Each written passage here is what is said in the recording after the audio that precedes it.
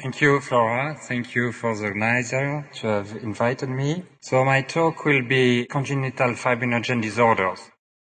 And as a preliminary remarks, I would like to say that I will not go through all the things you can find in every textbook.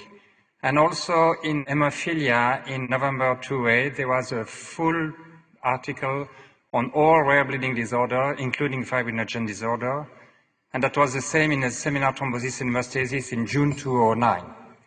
So the focus of my talk is slightly different, and I will deal with practical aspects concerning prophylaxis and treatments, and particularly taking into account what's going on in, I would say, most developing countries. We all know that for the developing countries, the situation could be really different, but I will take one example and you will see why. So I will start by some recalls concerning fibrinogen deficiency, and I will take two cases, Murray C and Murray S, and I will end up by some challenges and summary. Concerning the reminders, you all know that 3 genes encode for the fibrinogen. It's something really complicated and fascinating story. And the fibrinogen is these beautiful molecules you can see here. It is called an hexamer because it's constituted of 3 polypeptides. And finally, you all know that fibrinogen is the precursor of fibrin, which is one of the main constituents of the blood clot. Fibrinogen deficiency are usually divided into 3 parts. Afibrinogenemia, total lack of fibrinogen. You see it's recessive, prevalence roughly 1 per 1 million. Hypofibrinogenemia, as Paula Bolton-Max was saying concerning the question of between bracket recessive, mostly recessive because some people could be symptomatic. Frequency is more than afibrinogenemia. We don't have any precise number, but we know that fibrinogen person, usually they come from heterozygous hypofibrinogenemia. And these fibrinogenemia, they are mostly dominant. Concerning the laboratory testing, which is not perfect, but at least for afibrinogenemia, if you have an unclottable PT, APTT, and thrombin time with no fibrinogen, really it's afibrinogenemia. If you can measure a PT, APTT, that means it's not afibrinogenemia, even if your tests that you are using don't indicate that there is any presence of fibrinogen. So it's really the combination of that. Hypofibrinogenemia, it's a low clottable antigen and fibrinogen level that you have with variable PT, APTT, and TT. I have simplified maximum this slide. And this fibrinogenemia is this discordance between clottable and antigen fibrinogen levels. And with variable PT, APTT, and TT, and sometimes you have even normal TT in some particular kind of dysfibrinogenemia. Some recalls also concerning the clinical manifestation. When you don't have fibrinogen, you bleed. It is sometimes reported that the bleeding are less severe than severe hemophilia. I will question that. Umbilical bleeding is typical. That's a common thing with factor 13 deficiency. Splenic rupture is seen, something strange, not very well understood. Poor wound healing, that's also common with factor 13, and miscarriage. Hypofibrogenic persons usually are asymptomatic, except if there are some associated disorder. There is something very particular. Some of this fibrinogen cannot be secreted, and there is some inclusion in the liver, which could lead to progressive liver insufficiency. There are some mutation in FGG. And this fibrinogenemia, usually in the literature, you see 50% are asymptomatic, 25% bleed, 25% thrombosis, or it's a mixture of both. And there are some cases with amyloidosis, which is linked to some mutation in FGA. Concerning the treatment, the possibilities are depending when you live, concentrates, cryoprecipitate, or FFP. And the treatment should be led by the bleeding, severe bleeding or not, and the pharmacokinetics if you can do that. Prophylaxis is favorable because you have a long half-life of fibrinogen. And again, you have to see the clinical history and the PK, and I will come back to this point. And usually, it was given 1 every 2 or 3 weeks. And now we try to say it's better to give 1 per week with low dose in order to avoid one complication, which is thrombosis. And there are obviously adjunctive treatments such as oral contraceptive and tranexamic acid.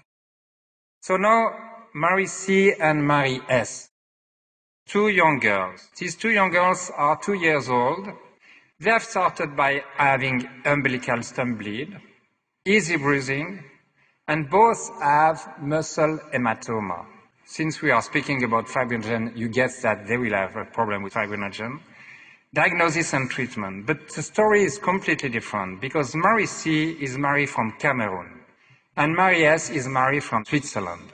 And you can imagine that the life and the diagnosis and the treatment will not be the same. Cameroon, that's this beautiful and huge country, roughly like the size of France, 20 million inhabitants roughly. Small Switzerland, roughly 8 million inhabitants.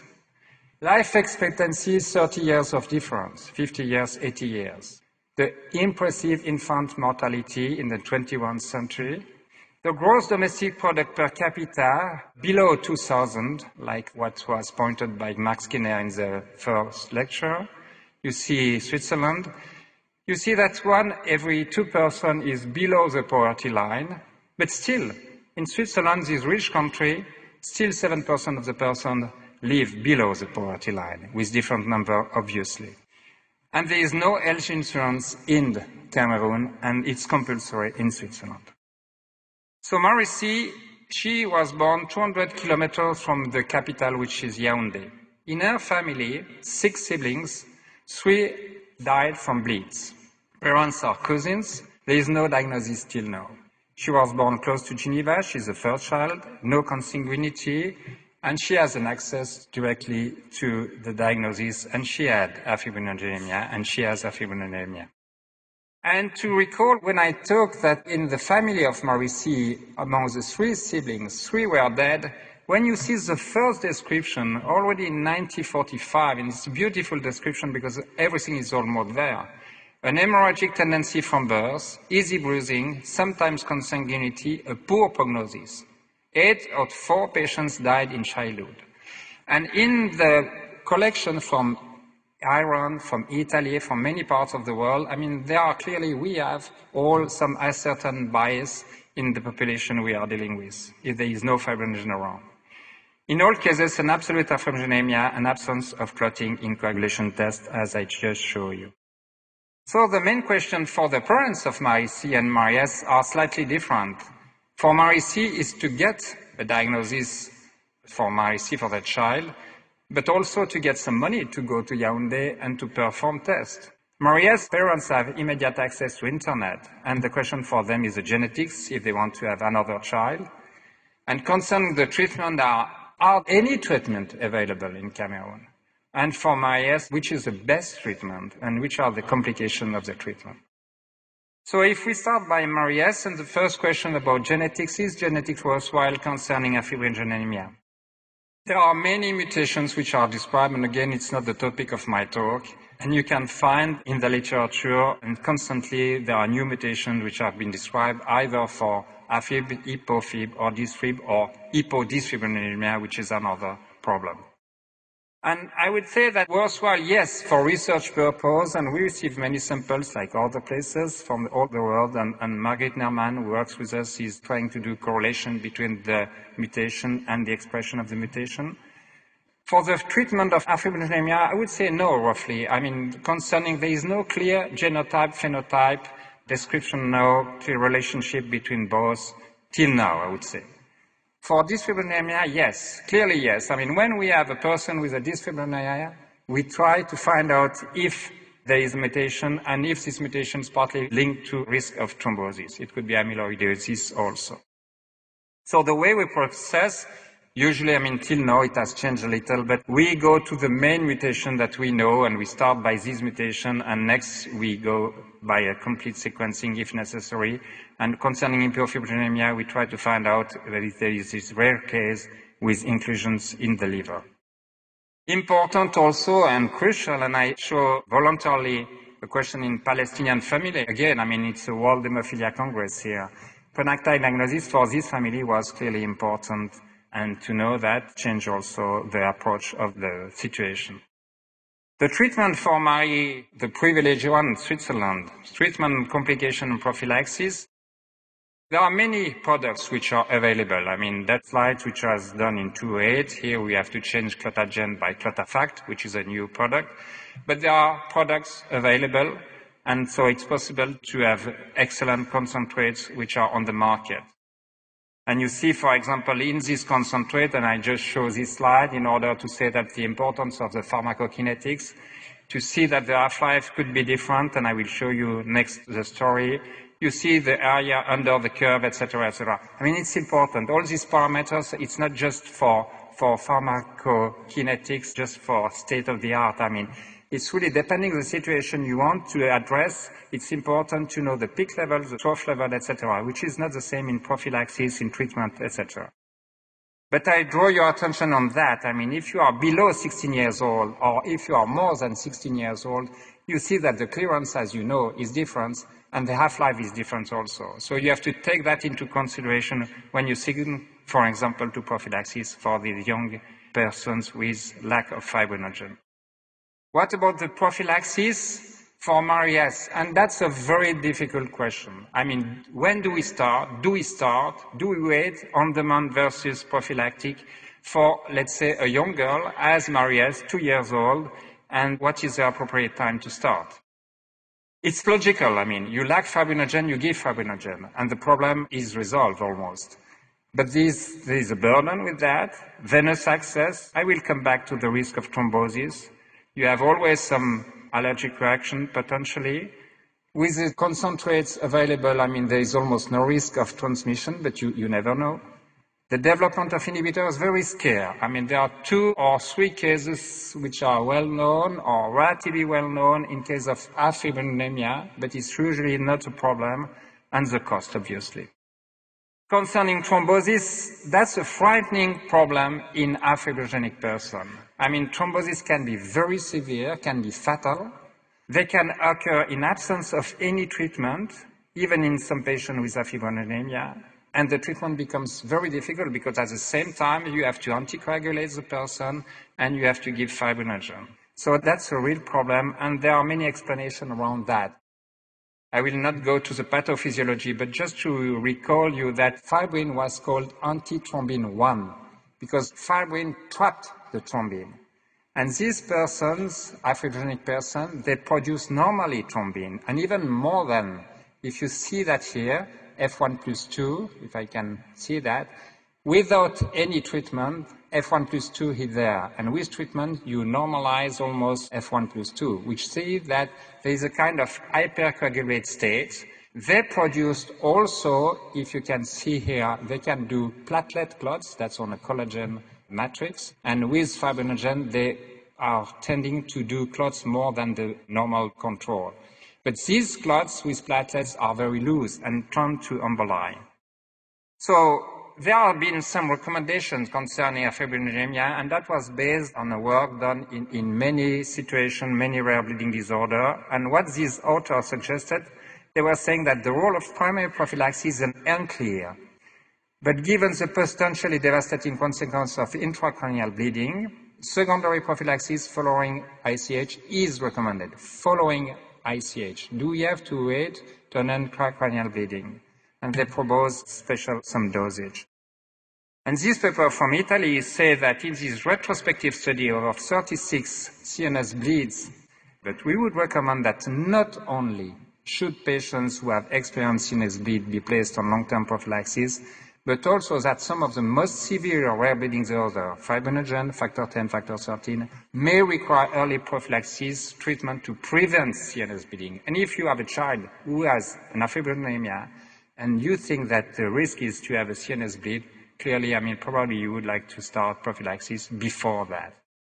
So just to end up with the prophylaxis for MARI-S, difficult question, essential discussion with the parents, and if yes, don't forget to do a dosage according to age and to the PK.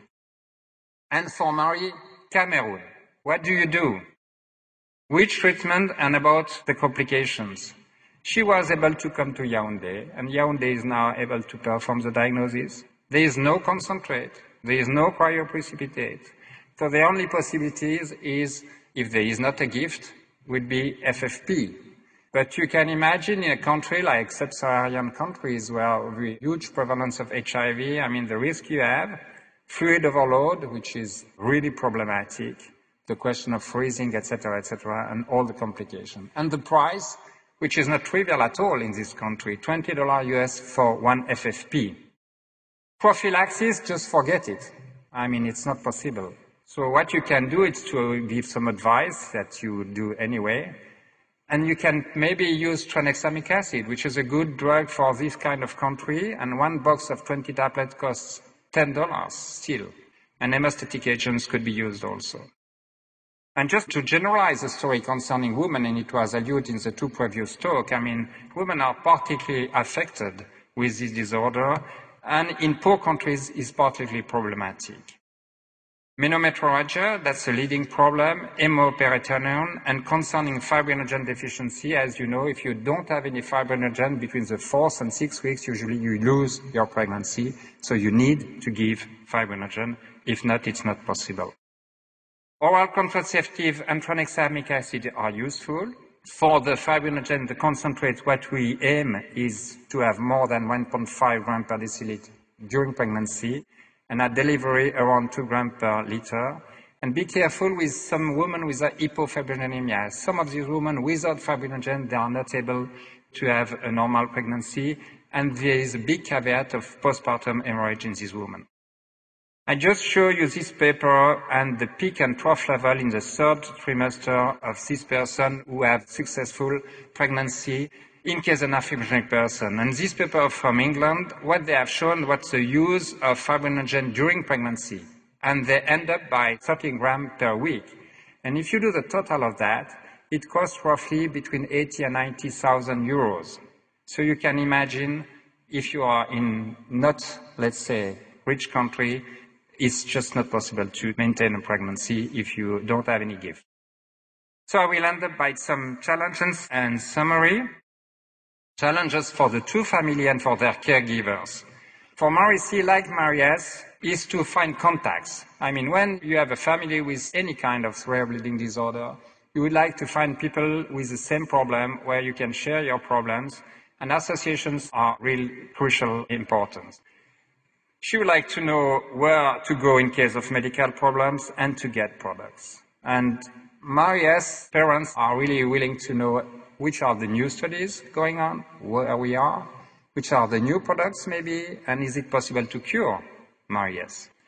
And for the caregivers, the situation is roughly the same. But for us, usually also we'd like to be better with our test. I mean, just to summarize, because it's not part of my talk, but there is a normal thrombin generation in this patient. I'll show you the F1+2, but if you do profile of thrombin generation test, it's absolutely normal.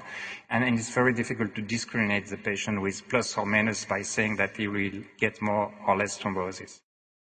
For Mary C and her caregivers rely on a network within the country because alone it's difficult. And here I would like to mention the role of the World Federation of Hemophilia.